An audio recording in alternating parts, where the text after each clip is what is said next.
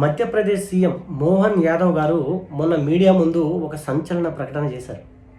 ఆ ప్రకటన ఏందో మీకు తెలిస్తే ఎగిరి గంతేస్తారు.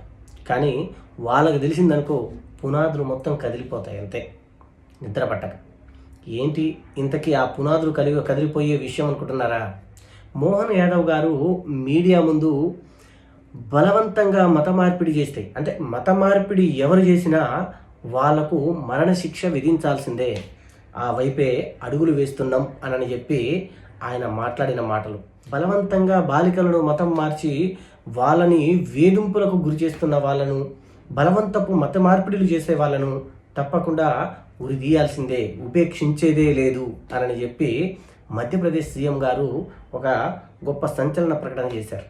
ఇప్పుడు ఆ ప్రకటన ఆ నోట ఈ నోట పాకి బీజేపీ పాలిత ప్రాంతాల దాకా చేరిందనుకో, ఇప్పుడు అక్కడ కూడా ఇదే పరిస్థితి ఏర్పడితే ఇక నెక్స్ట్ మత మార్పిడి గాల పరిస్థితి ఎలా ఉంటుందో ఒక్కసారి ఊహించుకోండి. మన దాకా వచ్చిందనుకో, రావాలనే కోరుకుంటున్నాం, వస్తుంది కూడా.